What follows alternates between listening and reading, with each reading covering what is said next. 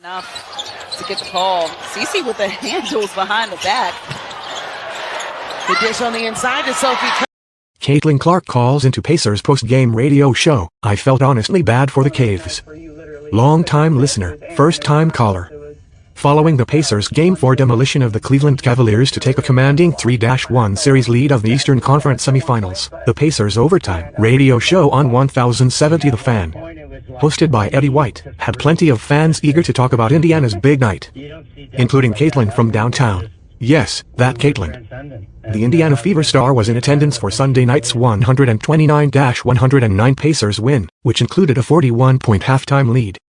Clark's attendance is usually a good sign for the Pacers.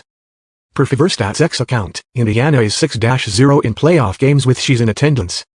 It was just one of the nights where you literally could not miss, Clark said on air. It was Aaron. It was Miles. It was Pascal. It was just one to the next. And it was just really, really fun to watch. I felt honestly bad for the Caves at one point, but man, that was some good basketball. She also called the second quarter, which the Pacers outscored the Caves 42-16, the best quarter of basketball she has ever seen, and said she's never played in a game where a team had 80 points at halftime. In the WNBA, misinformation isn't a bug, it's the main event, and Caitlin Clark's the unwilling headliner. Every player's moment? Instantly dragged into Clark versus everybody. She lands the time cover? The whole league should have been on it. Breaks a record? She's just a 25-year-old playing 20-year-olds. But the haters just glitched themselves when a fake Paige Bucher's stat line went viral. The kicker? A savvy YouTuber was waiting in the wings, receipts in hand, laughing all the way to the algorithm. The Fever fan base? Fuming. The haters? In the mud. The chaos erupted after a recent Dallas Wings vs Toyota Antelopes game, where the Wings bulldozed the Antelopes 119-52. But what lit the match wasn't the scoreline. It was an ex-post claiming Paige Bucher's dropped an eye-popping stat line, 45 points, 15-20 FGS, 16 assists, 15 rebounds.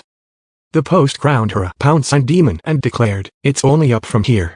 And just like that, Clark haters swarmed in, using it as fresh ammo to tear down Clark. Except, it was all fake.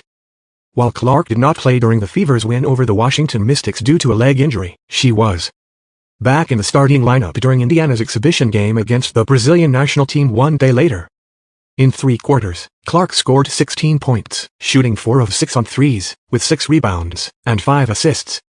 Before the Fever's preseason finale against the Atlanta Dream on May 10th, the 23-year-old downplayed the severity of her injury. "I feel really good, honestly," she told reporters. "Excited to get out there and play again. Work on things that we need to work on. Our medical staff has been very helpful." Clark started against the Dream on Saturday, along with Kelsey Mitchell, Sophie Cunningham, Natasha Howard, and Aaliyah Boston. In 3 quarters at the Gateway Center, the WNBA's Rookie of the Year scored 13 points, with 6 rebounds, and 7 assists. She shot 5 of 11 from the field and 3 of 8 from the beyond the arc in 23 minutes of play.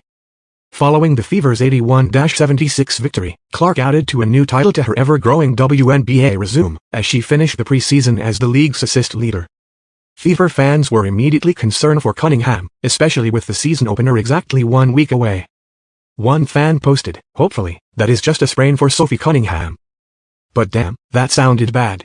One person commented, "Oh man, that ankle injury looks painful for Sophie Cunningham, hoping it's nothing serious."